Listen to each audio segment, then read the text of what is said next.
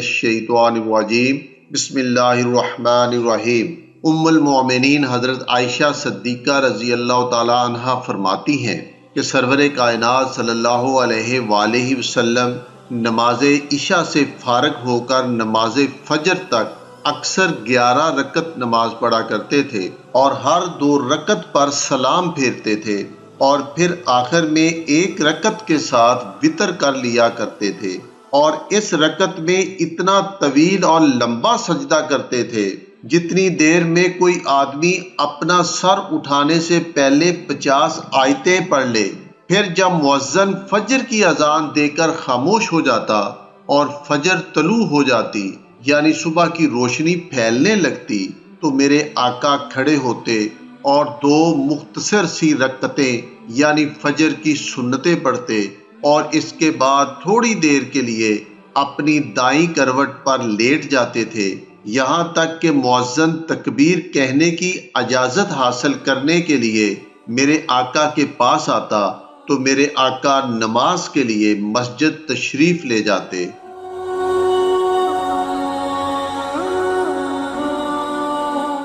حضرت عائشہ صدیقہ رضی اللہ تعالی عنہا فرماتی ہیں کہ سرور کائنات صلی اللہ علیہ وآلہ وسلم جب فجر کی سنتیں پڑھ لیتے تو اگر میں جاگتی ہوتی تو مجھ سے بات چیت میں مشغول ہو جاتے، اور اگر میں سوئی ہوئی ہوتی تو میرے آقا بھی لیٹ جاتے تھے۔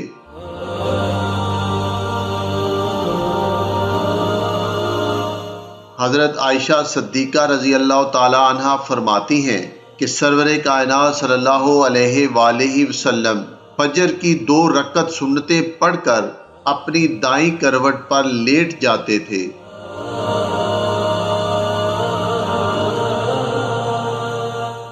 حضرت عائشہ صدیقہ رضی اللہ تعالی عنہ فرماتی ہیں کہ سرور کائنات صلی اللہ علیہ وآلہ وسلم رات کو 13 رکعتیں نماز پڑھتے تھے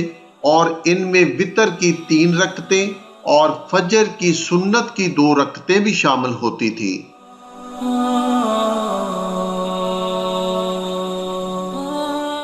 حضرت مسروق فرماتے ہیں کہ میں نے ام المومنین حضرت عائشہ صدیقہ رضی اللہ تعالی عنہا سے سرور کائنات کی رات کی نماز کے بارے میں دریافت کیا کہ کتنی رکعتیں پڑھتے تھے، تو انہوں نے فرمایا کہ کبھی تو میرے آقا 7 رکعتیں پڑھتے تھے، کبھی 9 رکعتیں اور کبھی 11 رکعتیں پڑھا کرتے تھے فجر کی سنتوں کے علاوہ۔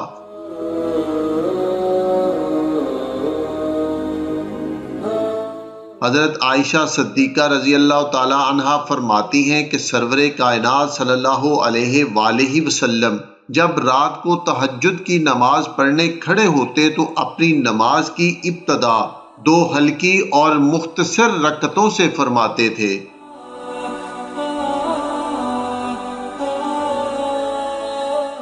حضرت ابو ہریرہ رضی اللہ تعالیٰ عنہ راوی ہیں کہ سرور کائنات صلی اللہ علیہ وآلہ وسلم نے فرمایا، جب تم میں سے کوئی آدمی رات کو نماز پڑھنے کے لیے نیند سے اٹھے تو اسے چاہیے کہ وہ اپنی نماز کا آغاز 2 ہلکی رکعتوں سے کرے۔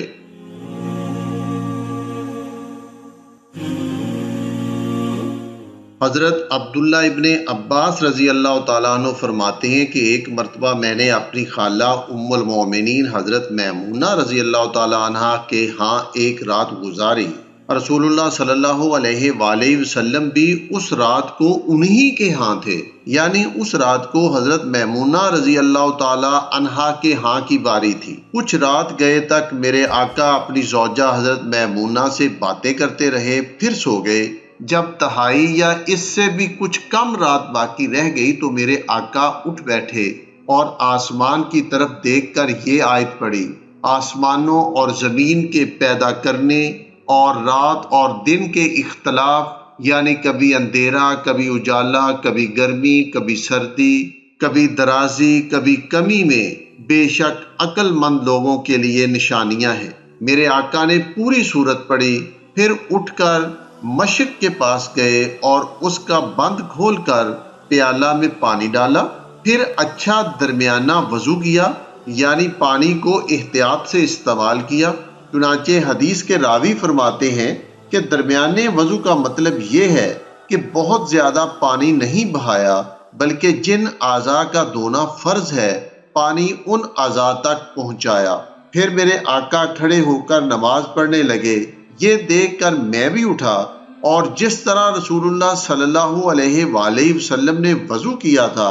میں بھی اسی طرح وضو کر کے رسول اللہ صلی اللہ علیہ وآلہ وسلم کے بائیں طرف کھڑا ہو گیا۔ رسول اللہ صلی اللہ علیہ وآلہ وسلم نے میرا کان پکڑ کر اپنی بائیں طرف سے مجھے گھما کر اپنی دائیں طرف کھڑا کر دیا۔ جب میرے آقا کی 13 رکعت نماز پوری ہو گئی تو لیٹ گئے۔ چونکہ میرے آقا صلی اللہ علیہ وآلہ وسلم سوتے وقت خراٹے لیتے تھے، اس لیے سو کر خراٹے لینے لگے۔ اتنے میں حضرت بلال رضی اللہ تعالیٰ عنہ نے آ کر نماز کا وقت شروع ہو جانے اور جماعت کے تیار ہونے کی اطلاع دی۔ چنانچہ میرے آقا نے وضو کیے بغیر سنت نماز پڑھی، اور میرے آقا فرض اور سنت کے درمیان دعا میں یہ پڑھتے تھے: اے اللہ، میرے دل میں، میری آنکھوں میں، میرے کانوں میں، میرے دائیں، میرے بائیں، میرے اوپر، میرے نیچے، میرے آگے، میرے پیچھے نور عطا کر اور میرے لیے نور ہی نور پیدا کر دے۔ اور بعض راویوں نے یہ الفاظ بھی نقل کیے ہیں، یعنی میری زبان میں نور پیدا کر دے، اور بعض راویوں نے یہ الفاظ ذکر کیے ہیں: میرے اعصاب میں، میرے گوشت میں، میرے خون میں، میرے بالوں میں اور میری جلد میں نور پیدا کر دے۔ امام بخاری اور مسلم ہی کی روایت کے یہ الفاظ بھی ہیں کہ اے اللہ، میری جان میں نور پیدا کر دے اور میرے لیے نور میں بڑھائی عطا فرما۔ مسلم کی ایک دوسری روایت میں یہ ہے: اے اللہ، مجھے نور عطا کر، وما علینا الا البلاغ المبین۔